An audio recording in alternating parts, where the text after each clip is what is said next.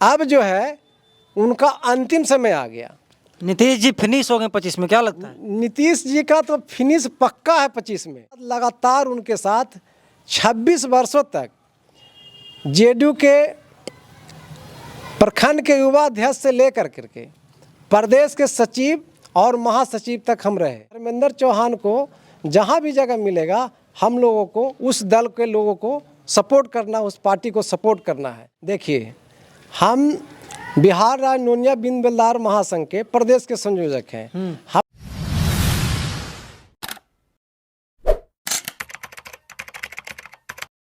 नमस्कार, प्रणाम। मैं अमित चौरसिया और आप देख रहे हैं नालंदा दस्तक। हमारी मौजूदगी है मुख्यमंत्री नीतीश कुमार के गृह जिला नालंदा में और हमारे बगल में जनसुराज के नेता हैं धर्मेंद्र चौहान, पूर्व में मुखिया भी रह चुके हैं। और आपको बता दें कि अभी ये जनसुराज का नेता बने हुए हैं, लेकिन बचपन से लेकर के 2 महीना पहले तक जदयू का झंडा होते थे, नीतीश कुमार का प्रचार करते थे। धर्मेंद्र जी, एक बात बताइए कि पूरा जवानी, पूरा बचपन आप जदयू को सौंप दिए, जदयू के प्रति समर्पित कर दिए।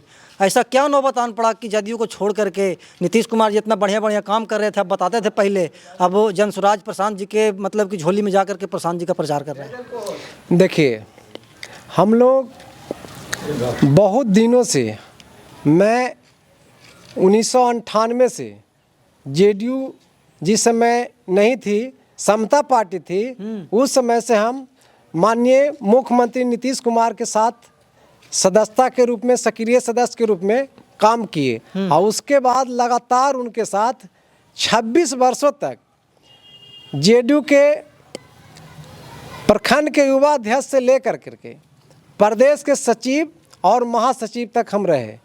और पार्टी के जितने भी कार्यक्रम हुए, चाहे वो रैलियां हो, धरना हो, प्रदर्शन हो, चुनाव हो, हम विधानसभा चुनाव के, लोकसभा चुनाव के कई जिलों के प्रभारी रहे। और लगातार हम नीतीश कुमार के प्रति समर्पित रहे।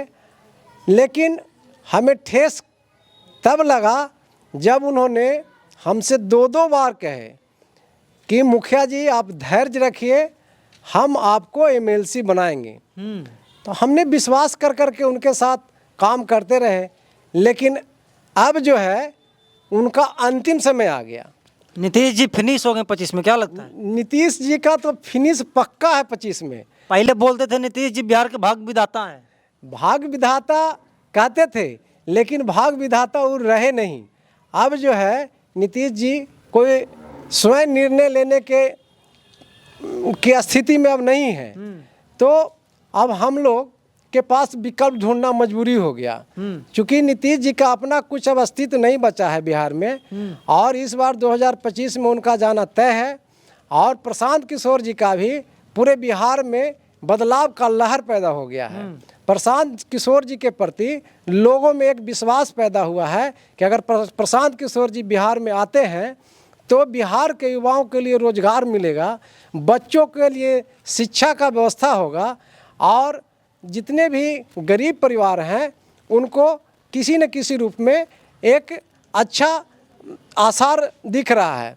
जैसा कि अभी देख रहे हैं कि प्रशांत किशोर जी का 5 सूत्री एजेंडों पे काम चल रहा है। आप लोग घर घर जाकर के रजिस्ट्रेशन कर रहे हैं? हम लोग परिवार लाभ कार्ड बना रहे हैं। परिवार लाभ कार्ड के माध्यम से हम लोग एक पूरे गांव-गांव में सभी लोगों को, घर घर तक के लोगों को बताने का काम कर रहे हैं कि अगर जनसुराज पार्टी की सरकार आई तो 20,000 रुपये प्रति परिवार को, जो गरीब परिवार हैं उनके लिए सरकार व्यवस्था करेगी, जिसमें जो हमारे बिहार के युवा देश के कोने कोने में जा कर करके अपना रोजी रोजगार के लिए 10,000 15,000 के नौकरी के लिए भटकते हैं, उनके लिए बिहार में अगर व्यवस्था हो जाती है तो बिहार खुशहाल हो जाएगा। तो इस बड़े एजेंडे पे प्रशांत किशोर जी काम कर रहे हैं। अमीरों के बच्चे प्राइवेट स्कूल में पढ़ते हैं और गरीब के बच्चे सरकारी स्कूल में पढ़ते हैं। तो सरकारी स्कूल में पैसा बहुत ज़्यादा खर्च होता है, लेकिन शिक्षा का उसमें कोई व्यवस्था नहीं है, क्वालिटी एजुकेशन नहीं है। क्वालिटी एजुकेशन नहीं है। बच्चे जो है साल में 4 महीना भी बढ़िया से स्कूल में नहीं पढ़ पाते हैं, क्योंकि शिक्षकों को कई तरह के काम दिया जाता है, चाहे वो जनगणना हो, चुनाव हो, माने जिस प्रकार का भी काम है सरकारी सब टीचर को दे दिया जाता है, जिसके कारण टीचर भी परेशान रहते हैं और बच्चा भी नहीं पढ़ पाता है। हाँ। तो इस शिक्षा का स्तर बहुत खराब है।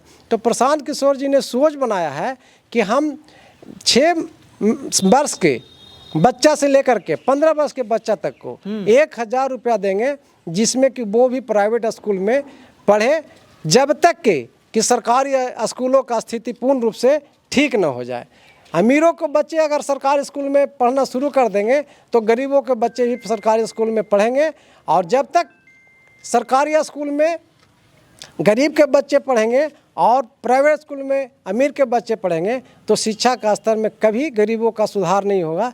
इसलिए इन्होंने एक बहुत बड़ा एजेंडा तैयार किया है। मतलब कि आप लोग प्रशांत जी को जिताने के लिए एड़ी चोटी एक किए हुए हैं। प्रशांत किशोर जी को जिताने के लिए हम लोग एड़ी चोटी हम लोग भी किए हुए हैं, और एक जनता में उनके प्रति आस्था और विश्वास जगा है। जाते हैं गांव में तो लोग बोलता है प्रशांत जी को पहचानता है। प्रशांत किशोर जी को अभी फेसबुक और सोशल मीडिया का जमाना है।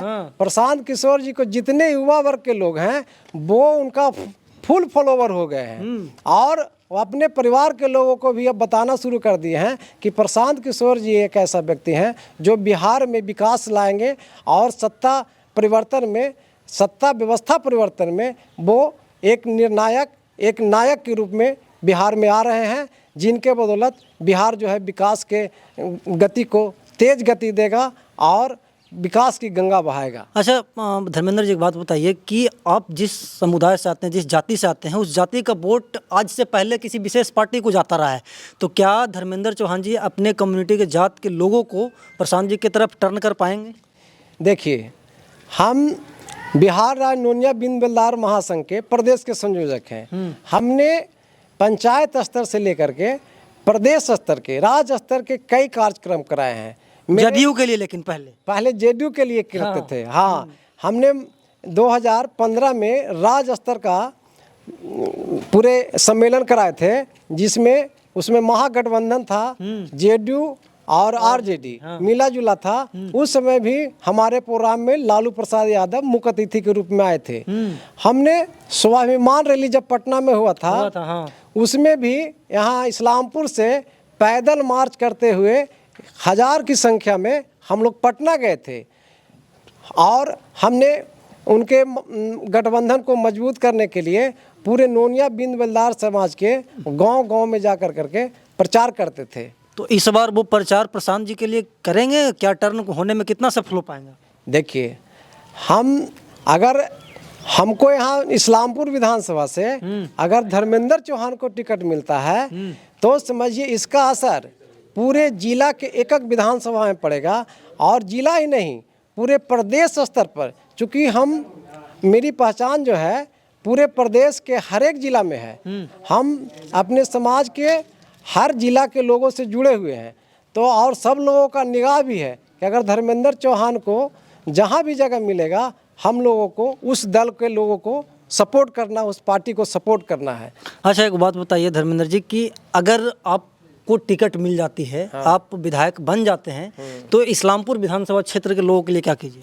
देखिए, प्रशांत किशोर जी का तो 5 एजेंडा है ही, लेकिन मेरा भी अपना स्तर से मेरा सोच है कि अगर हमको विधानसभा सदस्य बनने का मौका मिल जाता है इस्लामपुर का, तो हमारी प्राथमिकता होगी कि पूरे इस्लामपुर विधानसभा के दोनों ब्लॉक को एकंगर इस्लामपुर को 4 जोन में बांटेंगे, और किसी पब्लिक को असुविधा नहीं हो तो हर जोन पर मेरा प्रति सप्ताह कैंप लगेगा। हर सप्ताह में 4 दिन का कैंप इस्लामपुर में, 4 दिन का कैंप एकंगर में लगा करके हम सभी गरीब गुरबा और जो वंचित वर्ग के लोग हैं, जो ब्लॉक स्तर तक जाने में उनको कठिनाई होती है, उनको सारा सुविधा मुहैया हम जोन में करेंगे। अरे प्रशांत जी को सीएम बनाने के लिए आप लोग एकदम एकजुट हैं, पूरे बिहार के जनसुराजी।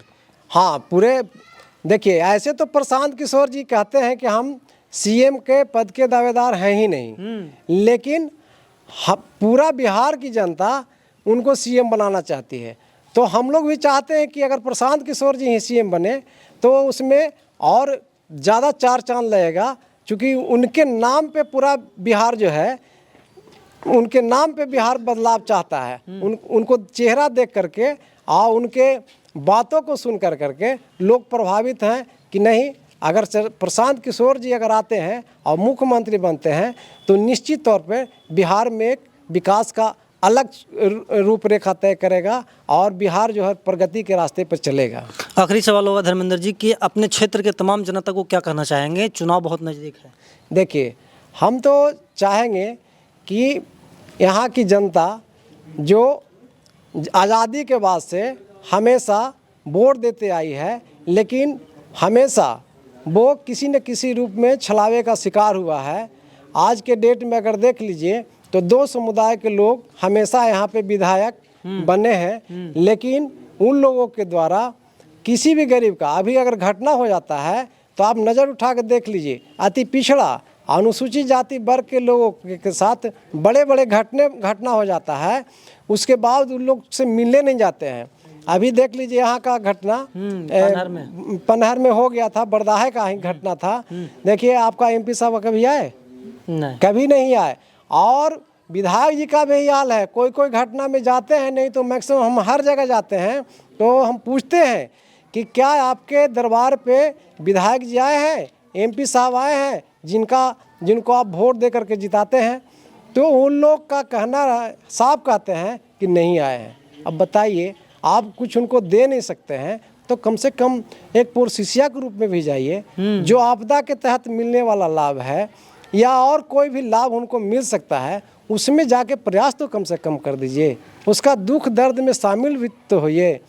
तो मेरा कहना है कि इस बार पूरे विधानसभा की जनता को हम कहना चाहेंगे कि इस बार परिवर्तन का लहर चला है जनसुराज के प्रति। प्रशांत किशोर जी के नेतृत्व में सब लोग मिल करके प्रशांत जी के स्कूल का बस्ता छाप पर वोट दे करके और जनसुराज का एक नया इतिहास बनाइए और अपने लिए नहीं, अपने बाल बच्चों के भविष्य के लिए बिहार में जनसुराज पार्टी का सरकार बनाइए, यही हम कहेंगे।